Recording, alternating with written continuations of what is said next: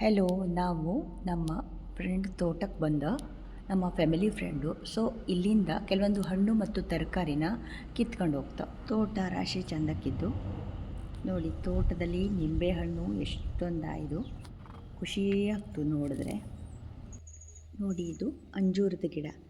ಹಣ್ಣು ಆಯ್ಕೊಂಡಿದ್ದು, ಕಾಯಿನೂ ಜಾಸ್ತಿನೇ ಇದ್ದು ನೋಡಲಿಕ್ಕೆ ಒಂಥರ ಖುಷಿ ಆಗ್ತು.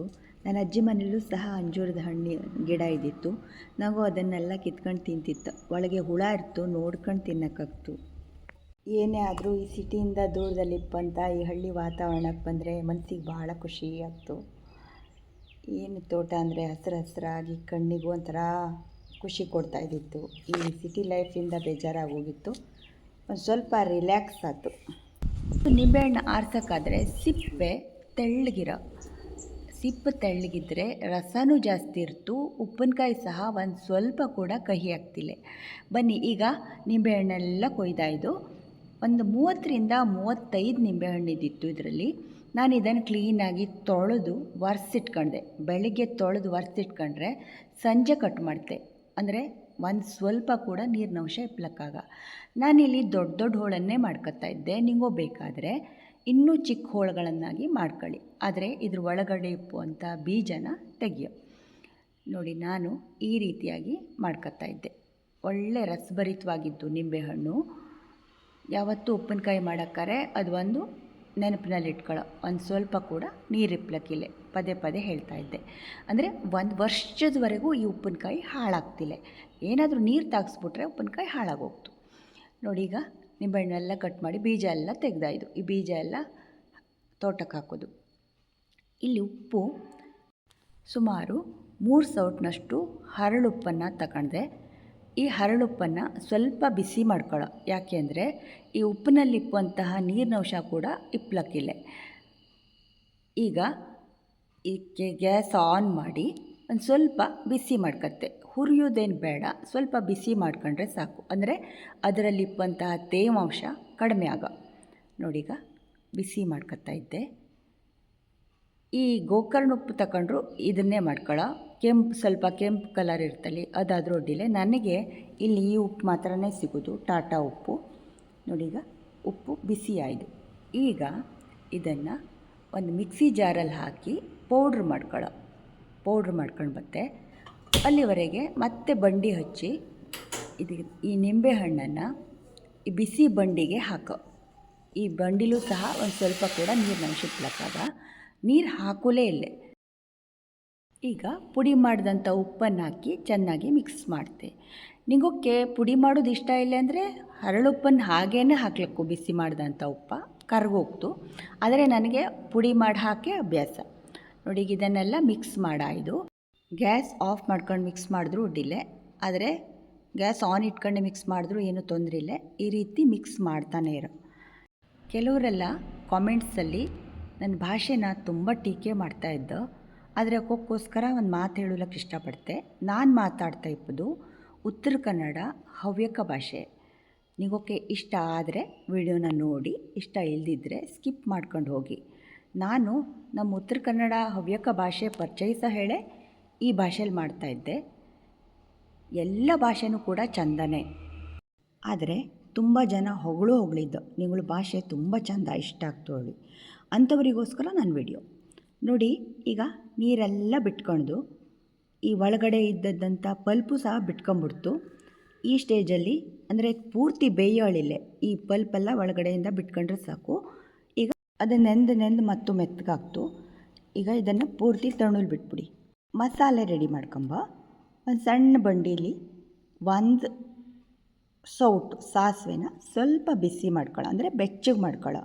ಅದರಲ್ಲೂ ಸಹ ನೀರಿನಂಶ ಇದ್ದರೆ ಹೋಗಲಿ ಹೇಳಿ ಅಷ್ಟೇ. ಹುರಿಯೋದು ಖಂಡಿತ ಬೇಡ, ಹುರಿದ್ರೆ ಅದ್ರ ಟೇಸ್ಟೇ ಬೇರೆ ಆಗೋಗ್ತು. ಸ್ವಲ್ಪ ಇದು ಕೈಯಲ್ಲಿ ಹಿಂಗೆ ಮುಟ್ಟರೆ ಬಿಸಿ ಆಯ್ತಪ್ಪ ಅಷ್ಟಾದರೆ ಸಾಕು. ನೋಡಿ, ಈಗ ನಾನು ಮಿಕ್ಸಿ ಜಾರಿಗೆ ಇದನ್ನು ಹಾಕ್ತಾಯಿದ್ದೆ. ನಂತರ 1 ಟೀ ಸ್ಪೂನ್ ಮೆಂತೆನೂ ಸಹ ಹುರಿಯೋ. ಮೆಂತೆ ಇಷ್ಟು ಕರೆಕ್ಟ್ ಆಗ್ತು, ಜಾಸ್ತಿನೂ ಹಾಕಡಿ ಕಡಿಮೆನೂ ಹಾಕಡಿ. ಇದನ್ನೀಗ ಕೆಂಪಿಗೆ ಹುರ್ಕೊಳ್ಳೋ. ನಾನು ಯಾವ್ದಾದ್ರು ಒಂದು ಅಳತೆ ಪ್ರಮಾಣ ಹೇಳಿರ್ತೆ ಅಂದರೆ ಅದೇ ಪ್ರಮಾಣದಲ್ಲಿ ಮಾಡಿದ್ರೆ ಮಾತ್ರ ರುಚಿ ಆಗ್ತು. ಸ್ವಲ್ಪ ಹೆಚ್ಚು ಕಮ್ಮಿ ಮಾಡ್ಕೊಂಡ್ರೂ ಸಹ ಅದು ರುಚಿ ಬತ್ತಿಲ್ಲ. ಈಗ ಮೆಂತೆ ಕೆಂಪಗೆ ಹುರಿದಾಯ್ದು ಇದನ್ನು ಮಿಕ್ಸಿ ಜಾರಲ್ಲಿ ಹಾಕಿಟ್ಕೊಂಬ. ಈಗ ಇದನ್ನೆಲ್ಲ ಮಿಕ್ಸಿ ಜಾರಲ್ಲಿ ಹಾಕಿಟ್ಕೊಂಬೋದು. ಇದಾದ ನಂತರ ಈಗ 1.5 ಚಮಚ ಜೀರಿಗೆ, ಇದನ್ನು ಸಹ ಕೆಂಪಗೆ ಹುರ್ಕೊಳ್ಳೋ. 2 ಚಮಚದವರೆಗೂ ಜೀರಿಗೆ ಹಾಕೊಳ್ಳೋಕ್ಕಡ್ಡಿಲ್ಲ. ನಿಮಗೆ ಜೀರಿಗೆ ಪರಿಮಳ ಇಷ್ಟ ಆಗ್ತೋಳಾದರೆ 2 ಚಮಚ ಹಾಕೊಳ್ಳೋಕ್ಕಡ್ಡಿಲ್ಲ. ಆದರೆ ಇಷ್ಟು ಕರೆಕ್ಟಿದ್ದು, ಏನಕ್ಕೂ ಅಂತ ಜಾಸ್ತಿ ಬೇಕಾಗ್ತಿಲ್ಲ. ಜೀರಿಗೆನೂ ಸಹ ಕೆಂಪಗೆ ಹುರಿಯೋ. ಸರಿಯಾಗಿ ಹುರಿಯಾಗಿದ್ದರೆ ಉಪ್ಪಿನಕಾಯಿ ಹಾಳಾಗೋಗ್ತು. ನೋಡಿ, ಈಗ ಎಲ್ಲದನ್ನು ಮಿಕ್ಸಿ ಜಾರಿಗೆ ಹಾಕ್ತಾಯಿದ್ದೆ. ಈಗ ಇಂಗು, ಒಳ್ಳೆ ಘಮ ಇಪ್ಪಂಥ ಇಂಗು. ಕೆಲವರೆಲ್ಲ ಕೇಳ್ತೋ ಯಾವ ಇಂಗು ತಗೋಬೇಕು ಮೇಡಮ್ ಅಂತ. ನಾನಿಲ್ಲಿ ಉತ್ತರ ಕನ್ನಡ ಜಿಲ್ಲೆಯಲ್ಲಿ ಸಿಗುವಂಥ ಶಕ್ತಿ ಇಂಗನ್ನು ಬಳಸ್ದೆ. ನಾನು ಎಲ್ಲ ಅಡುಗೆಗೂ ಅದಕ್ಕೆ ಅಡುಗೆನೂ ಸಹ ಅದ್ಭುತವಾಗಿರ್ತು. ನೋಡಿ, ಈಗ ಇದನ್ನು ಸಹ ಮಿಕ್ಸಿ ಜಾರಿಗೆ ಹಾಕ್ಕೊಂಡೆ. ಈಗ ಬಿಸಿ ಬಂಡಿಗೆ ಈ ಮೆಣಸಿನ ಹಿಟ್ಟನ್ನು ಹಾಕ್ತಾಯಿದ್ದೆ. ಬಿಸಿ ಬಂಡಿಗೆ ಹಾಕೋದು, ಗ್ಯಾಸ್ ಆಫ್ ಇದ್ದು. 200 ಗ್ರಾಮ್ನಷ್ಟು ಈ ಮೆಣಸಿನ ಹಿಟ್ಟು ಹಾಕಿದ್ದೆ. ನಿಂಗೋಕ್ಕೇನಾದರೂ ಜಾಸ್ತಿ ಖಾರ ಬೇಕು ಅಂದರೆ 250 ಗ್ರಾಮು 300 ಗ್ರಾಮ್ನವರೆಗೂ ಹಾಕೊಂಬ್ಲಡ್ಡಿಲೆ. ಈಗ ಸಾಸಿವೆ ಎಲ್ಲ ಪೌಡ್ರ್ ಮಾಡಾಯಿತು. ಇದ್ರ ಜೊತೆಗೆ ನಾನಿಲ್ಲಿ ಗಾಂಧಾರಿ ಮೆಣಸನ್ನು ಸ್ವಲ್ಪ ಬಿಸಿ ಮಾಡಿ ಹಾಕ್ತಾಯಿದ್ದೆ. ಈ ಗಾಂಧಾರಿ ಮೆಣಸನ್ನು ಹಾಕೋದ್ರಿಂದ ನಾನು 200 ಗ್ರಾಮ್ ಹಾಕಿದ್ದೆ. ನಿಂಗೋ ಬೇಕಾದರೆ 250-300 ಗ್ರಾಮ್ವರೆಗೂ ಮೆಣಸಿನ ಹಿಟ್ಟನ್ನು ಹಾಕೊಳ್ಳಡ್ಡಿಲ್ಲ. ಈಗ ಇದನ್ನು ಸಹ ಸೇರಿಸಿ ಪೌಡ್ರ್ ಮಾಡ್ತಾಯಿದ್ದೆ. ಈಗ ಇದು ಪೌಡ್ರ್ ಮಾಡಿ ಆದಮೇಲೆ ಪೂರ್ತಿ ಇದು ಯಾವುದೇ ಕಾರಣಕ್ಕೂ ಮಿಕ್ಸ್ ಮಾಡೋಲಿಲ್ಲ.